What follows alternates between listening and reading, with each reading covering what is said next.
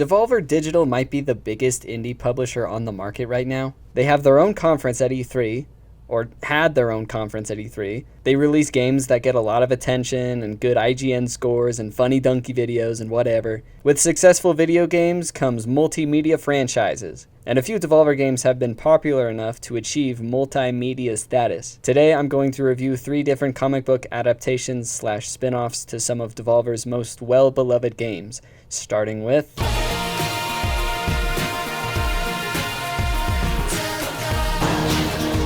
Dude, no way! I've made several videos about Enter the Gungeon on this channel, so it should be no surprise to learn that Gungeon is one of my favorite games ever. So I was pretty intrigued at the idea of a webcomic about this game. I was not so happy when I learned that I have to pay for it instead of pirating it off the internet. So this comic is about Freifel and the Grey Mauser. You know, the NPCs that let you unlock guns for killing a certain number of specified enemies.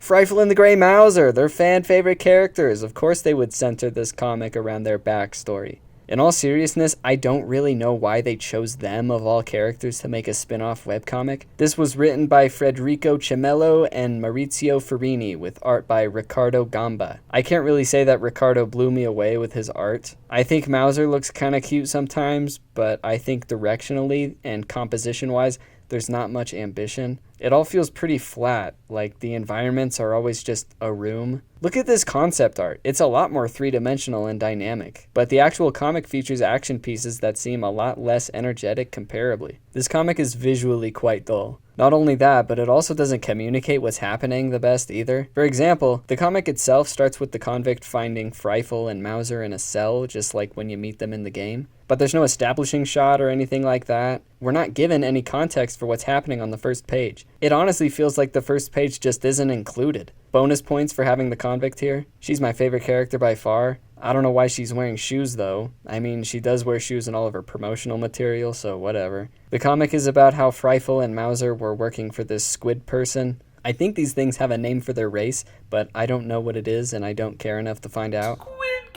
They go to this like Egypt-themed planet in search of the golden bird. We're not told what this bird is or why it's important, but they end up killing it and everyone is mad at them. And since they failed their assignment, they don't have anywhere else to go, so they go to Planet Gungeon, so they can find the gun that can kill the past and go back in time to change what happened, so they can keep their jobs. This is the motivation for everyone coming to the Gungeon. That's the whole premise of the game, in case you were wondering. They go through the Gungeon, and it's all pretty standard Gungeon stuff. They kill the Beholster and the Gatling Gull, out of order I might add. The Beholster is a Chamber 2 boss, and the Gatling Gull is a Chamber 1 boss, but you knew that. I like how every gun they use is an actual gun in the game, like the Yari launcher and the Fight Saber, even though there's no way you'll find either of those guns in the first chamber. Those are 2 of the best guns in the game. You're not finding those that fast. Not in your wildest dreams. I think Freifel and Mauser might be using mods. It ends with them fleeing from the Gatling Gull through a crack in the wall. I mean, I know these guys are new to the Gungeon, but they got through the Beholster just fine. The Beholster is a way harder boss than the Gatling Gull. Anyway, they leave and end up walking right into the cell where the convict found them at the beginning.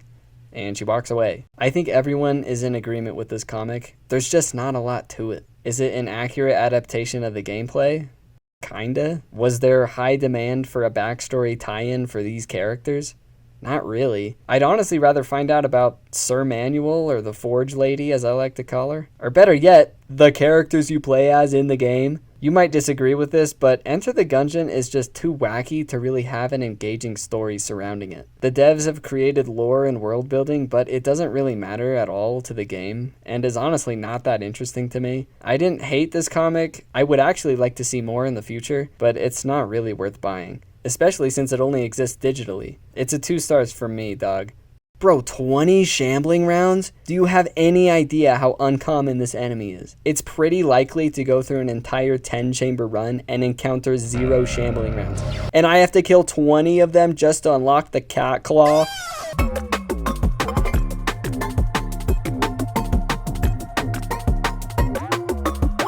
Cult of the Lamb really seems to be one of Devolver's favorite games right now. They're always showcasing the game and its pretty consistent content updates. They released a heavy metal EP, which was very unexpected. On the subject of this project, I thought it was alright. It's honestly not my style, but I respect the concept considering heavy metal is not at all very marketable or consumer friendly. So I commend whoever's decision it was to do this. But I was really expecting something heavier, something closer to black metal or death metal, you know.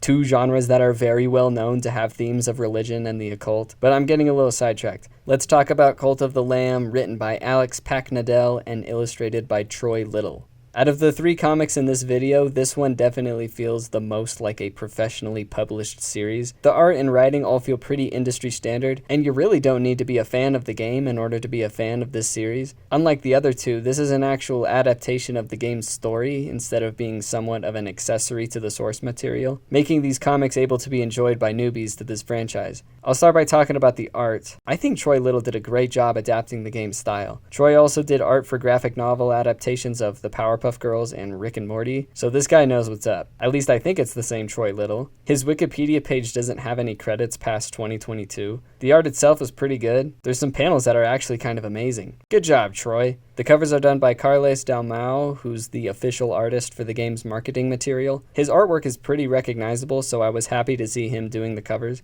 Although I must say, these covers aren't really that interesting to me. Looking at his other work, these covers don't have the dynamic composition or atmosphere that the pieces I've seen on his Instagram have. And honestly, the stuff he's done for the games is a lot cooler than what he's done for this comic adaptation. He did the artwork for Cult of the Lamb Pilgrim, a different comic series about Cult of the Lamb, which I might talk about some other time. Like I said, this series is an adaptation of the game's story, which was immediately apparent as the first issue starts the exact same way as the game, with our protagonist Lamb being prepared to be sacrificed to what this world calls the Old Faith in the presence of these 4 bishops who act as the main antagonists. The Lamb is sacrificed and upon death is greeted by the One Who Waits, who gives the Lamb an opportunity to live again. I went into this comic hoping for more than just the events of the game, but in comic form, because all things considered, the story of Cult of the Lamb isn't that eventful. The Lamb needs to make a church in the name of this weird demon cat thing that brought them back to life, and kill the 4 bishops, equating to different areas in the game, and what happens to achieve those goals is up to the player.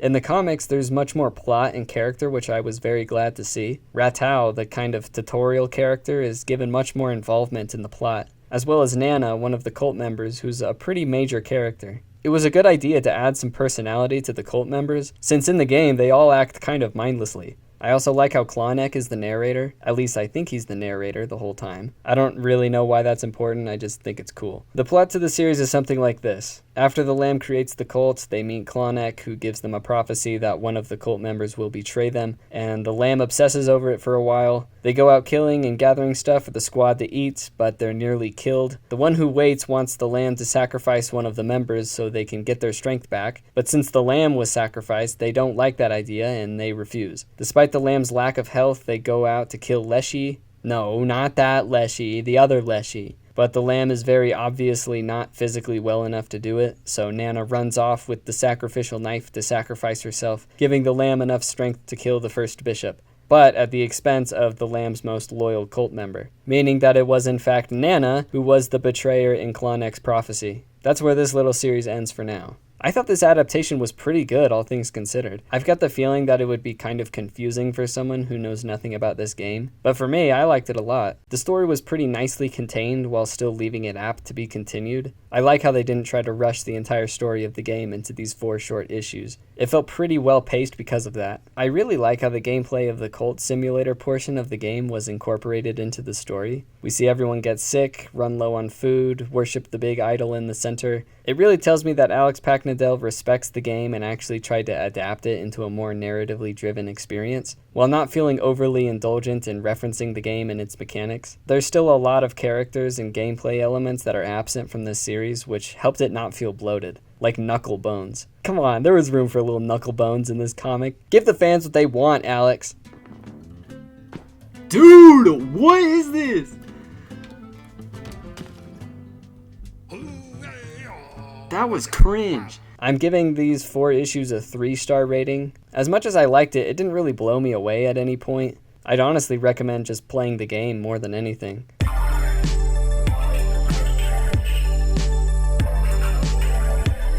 Last but second least is Hotline Miami Wildlife. The Hotline Miami games are two of my favorite games ever made. I want to dedicate a whole video to these games at some point, so I'll tell you all about my parasocial relationship with Jack at Hotline Miami some other time. Just know that these games are almost universally agreed to be one of Devolver's best games. Hotline Miami Wildlife is an 8-issue series that exists in the Hotline universe, but doesn't actually feature any established characters in the franchise. It was written by Federico Cemello and Maurizio Ferrini again, the same writers as the Gungeon comic, with art by several people. I'll introduce them as we go through each issue, but most of the issues are illustrated by Alberto Massaggia. Going into this series, it was immediately apparent to me that the writing is pretty stiff. Really stiff, actually. The writing led me to assume that Federico and Maurizio speak English as a second language, strengthened also by the occasional grammatical error. If these guys don't speak English natively, then I can absolutely forgive the iffy dialogue, because this is really impressive considering those circumstances. It doesn't make reading it any less awkward, though.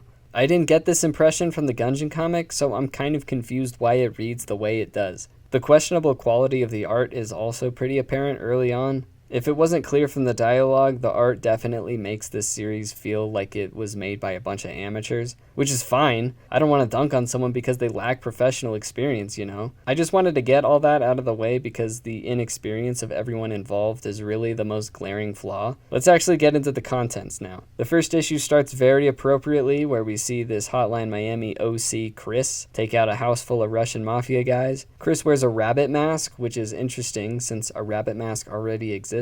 It's just white with red eyes instead of orange. I honestly like the white and red bunny mask more than the Graham mask from the game, but these first few pages are very reminiscent of when you finish a level and have to walk back to your car, passing by all the carnage you left behind. It made for a good first impression as a fan of the games. Then, at the end, this kid who looks like David Afton comes out of nowhere and puts a gun against Chris's head. The series is written out of chronological order, much like the games, so we immediately go to before all this happened, and we meet Chris and his friends a little more thoroughly. We see his rabbit mask actually get dropped off after getting the signature 50 Blessings coded voicemail. He goes to this bar called The Pit, which might be a reference to the level in Hotline Miami 2, Into the Pit. When he actually gets the address, we get to see Chris's first mission. It feels a lot more grounded than what happens in the games, which makes sense when adapting it into something that's not interactive like a video game. When he eventually finishes the job, he takes the mask off as he's driving away, revealing the warped, adrenalized smile that comes from this line of work. This is the same reaction that is meant to be instilled on the player after the missions, and is clearly how the characters in the games feel too. But the next scene after this, Chris is hanging out with his bros, and he's clearly a lot more relaxed and happy than he was before, obviously coinciding with his slaughter of Russian mob members.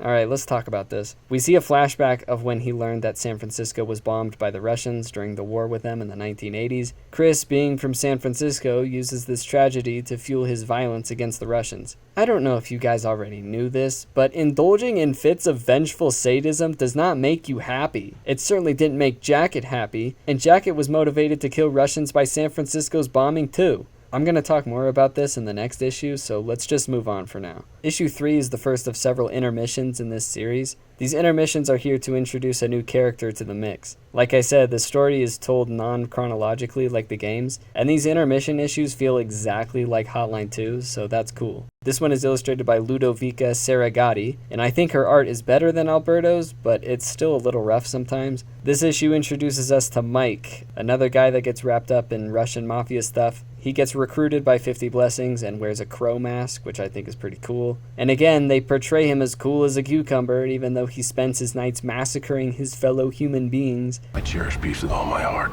I don't care how many men, women, and children I need to kill to get it. My issue with how Mike and Chris are written is that this just doesn't seem consistent with how the other 50 Blessings operatives are characterized. These guys are supposed to be psychos, right? Psychos don't act like this. Look at Richter. He's one of the most interesting characters for me. He clearly doesn't want to carry out these missions, but does them anyway to protect his dependent mother. This is a husk of a man being puppeted by janitor masochists, and he behaves as such. Alright then, what about Jake, I hear you saying? He kills Russians out of spite and nationalism just like the guys in this comic series. 50 Blessings targets people who have beef with Russia and manipulates them to do their bidding. So Richter could easily be an outlier, and most of them are actually more like Jake. But here's the thing with Jake. Jake is not a good person. He's explosively temperamental and was so blinded by hatred that he didn't even piece together that it was 50 blessings that were the ones setting him up for these missions. And I hope you'll excuse me as I drag the soapbox in real quick, but you can't live your life with so much rage in your heart and be all cheery and content all the time.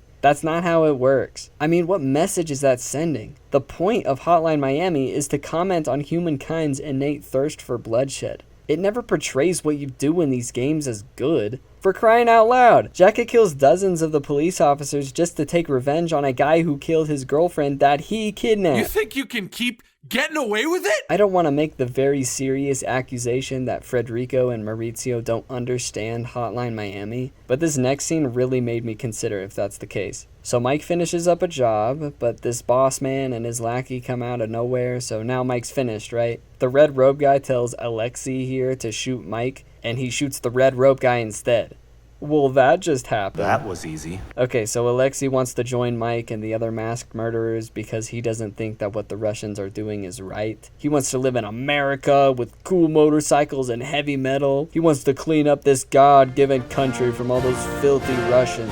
Yeah, this scene and this character feel very much like the series is portraying these murder sprees as genuinely helping Miami be a better place, and that 50 blessings are doing a service to society. Newsflash, that's not how they're portrayed in the source material. Alexei is not a good guy for wanting to be part of this. It's good that he doesn't want to be a part of a crime organization, but you're still committing crimes by murdering people under the hood of vigilantism. I don't know if the writers actually believe that Jacket is a good guy or not, but what I do know is that Mike gets shot in the face by Alexei and he takes the crow mask and now poses as Mike. And I actually thought this was a pretty cool development. Issue 4 starts with Chris playing Downwell on an arcade cabinet. When is Devolver gonna make a Downwell comic? That's what I want to know. So Chris and Alexei, disguised as Mike, have a mission together, and it goes about how you would expect. They go their separate ways, and this is literally the last time we see this character. That whole plot line with the Russian guy posing as one of the 50 Blessings operatives isn't explored past this point.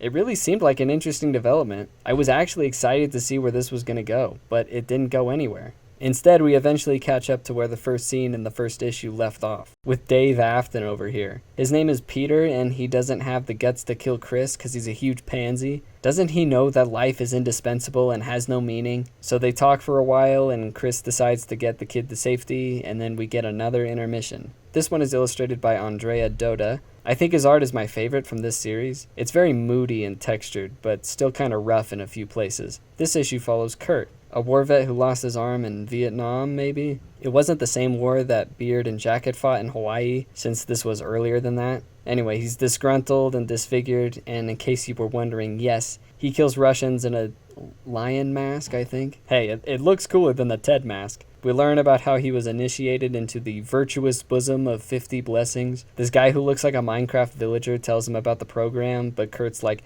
nah, that sounds gay. The year is 1988. Kurt changes his mind when a group of those oh-so-recognizable white blazers walk into the bar he's taking a nap in and kills everyone. He kills a bunch of people, pretty standard Hotline Miami stuff here. Yo, that is not how we spell savor in this country, bucko. We'll see more of him soon enough, but now we go back to the main plot. We see Chris and Peter on the run still. We find out that Wilson, the bartender at the pit, is an agent of 50 Blessings too. Issue 6, the final intermission, is when we're introduced to Wilson. This issue was illustrated by Andrea Errico. I think his art is alright in this. I don't have a lot to say about it. In this issue, we learn how Wilson was introduced to 50 Blessings after his son was almost killed by a hit from the Russian mob. Once Wilson joins 50 Blessings, I think his character is my favorite visual design in this series. The badger mask with the khaki suit and gloves, and ooh, it looks really cool. Speaking of cool, after murdering several people and lying to his wife, we get a really cool scene where Wilson is talking with this guy that looks like a different person in every panel.